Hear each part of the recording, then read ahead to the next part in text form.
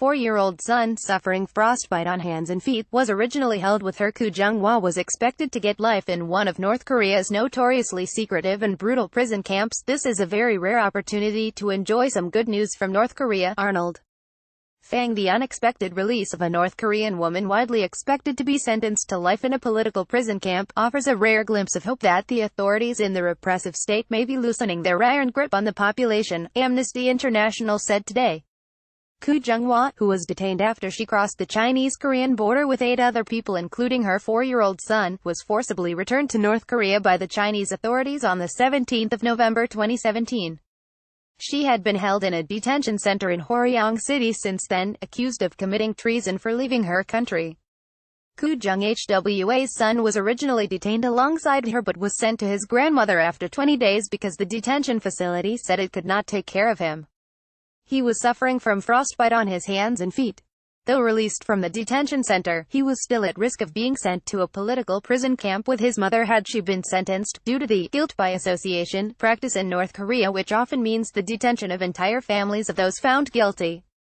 Arnold Fang, Amnesty's East Asia researcher, said, "This is a very rare opportunity to enjoy some good news from North Korea, and we are delighted that Koo Jeong-hwa is no longer facing the threat of torture, other ill treatment and lifelong internment in a prison camp, at least for now. Instead, she can be reunited with her young son." The recent improvement in inter-Korean relations, as well as pressure from the international community after Koo Jeong-hwa's case was made known, may have been helpful in securing her otherwise unlikely release.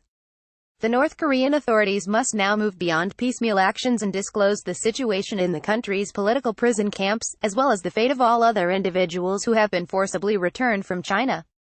Freedom of movement is a fundamental human right and no one should face imprisonment for trying to leave their country regardless of the circumstances. Koo Jeong-hwa's husband, who now lives in South Korea, confirmed that his wife had been released from detention on the 6th of March after the charges against her were dropped. The news was delayed due to security concerns. It is not known what happened to the 8 people returned to North Korea with her, or why the case against her was dismissed. Over the past 2 decades, tens of thousands of North Koreans have left the country due to persecution for political or religious reasons, or the desperate need to find food and work. Many of them have crossed the Chinese-Korean border.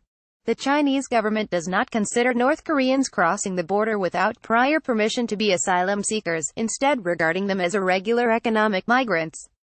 If caught, they are often forcibly returned to North Korea where they are at risk of forced labor, torture or other ill treatment. Photograph of Koo Jeong-hwa and her husband and son available. Amnesty has extensively researched conditions in the notoriously secretive and brutal prison camps, and has catalogued camp expansion over years using satellite images.